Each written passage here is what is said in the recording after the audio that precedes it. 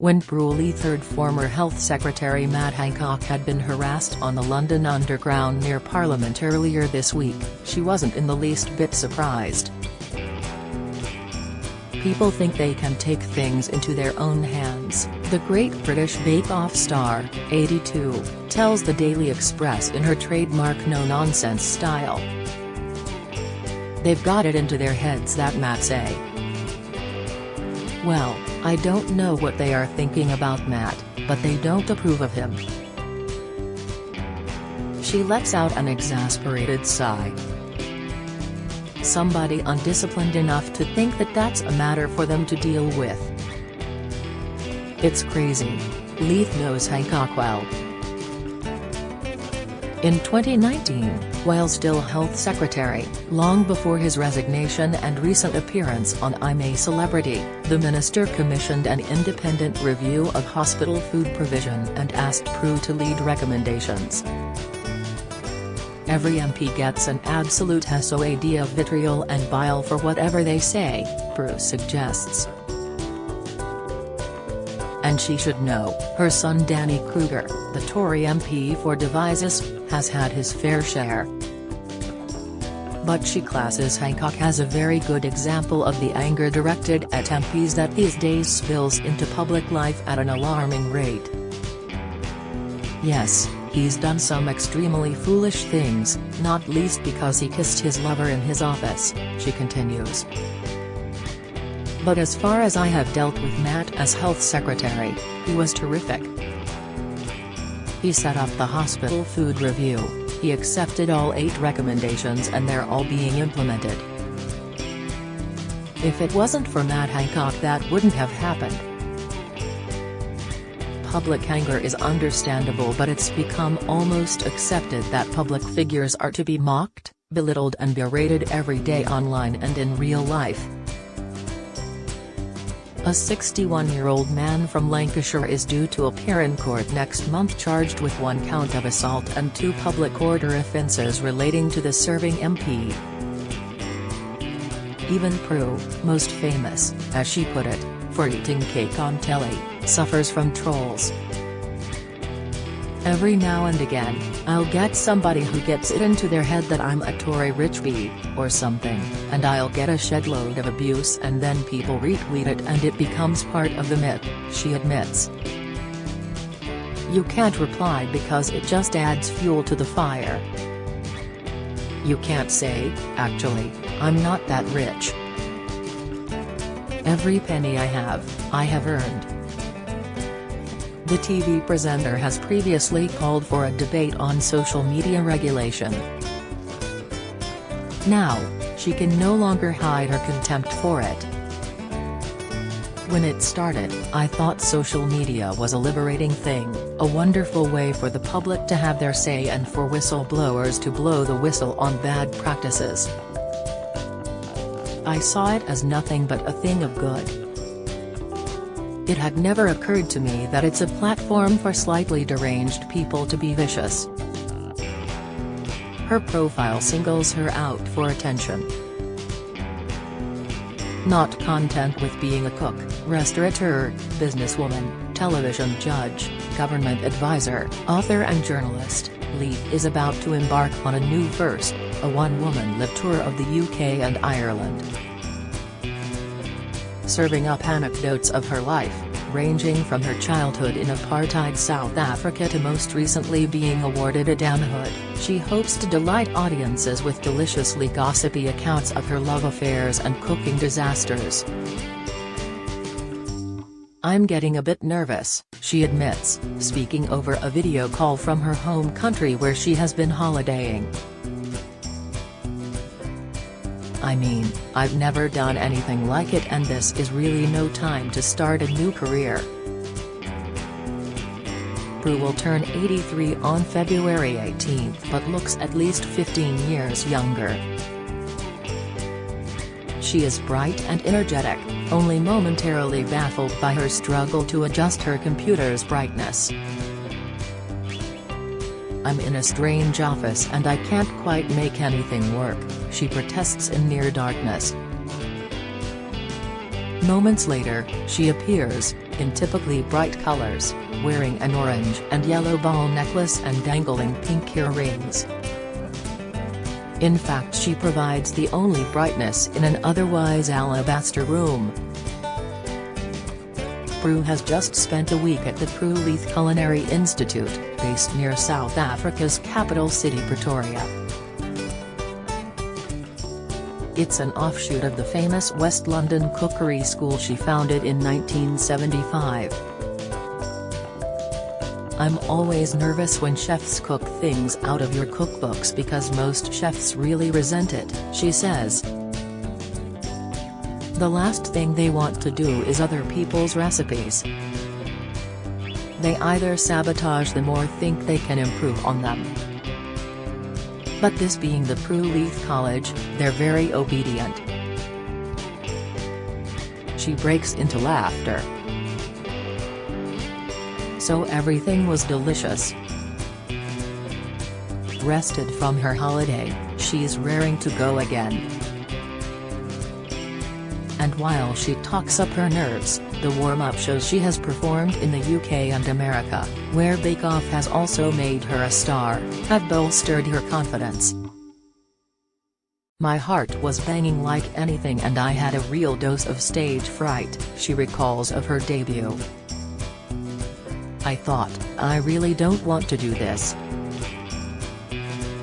But audiences had to fill out a form and 100% of them said they'd recommend the show to a friend. In America especially, the response was sizzling. "Audiences are so over the top, and they're all obsessed with Bake Off, so I walked onto the stage and people were whooping and hollering and stamping and shouting, 'Prue, we love you.' I thought, God, this is wonderful. I'm all for a bit of attention but this was fantastic." Prue is also an author. Already she's authored 8 romance novels, including the Food of Love trilogy. "I'd like to see one of my books on a big screen, preferably the trilogy about the same family all in the food industry," she smiles.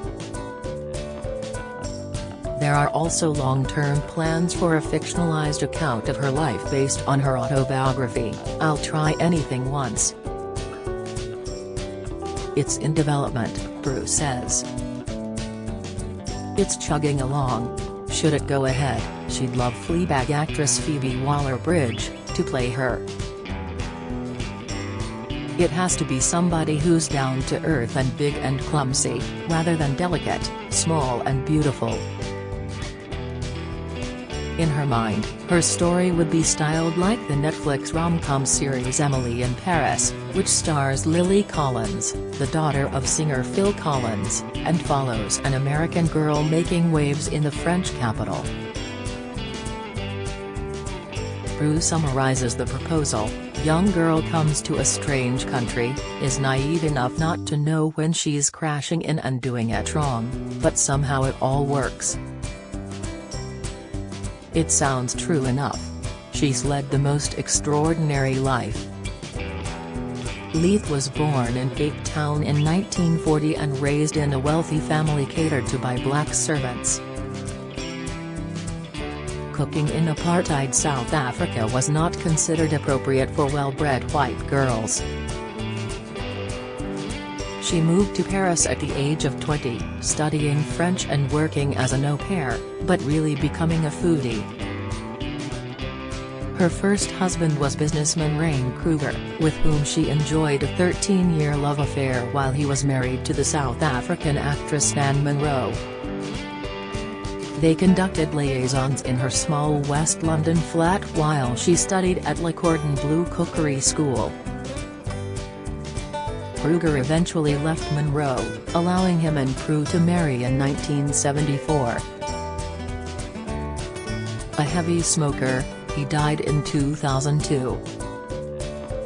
Together they had their son Danny and adopted a Cambodian baby girl, Lida, now a TV producer. The family lived in a Cotswold Manor home, with 9 bedrooms, stables and a lake, which Prue sold 3 years ago for a reported £10 million.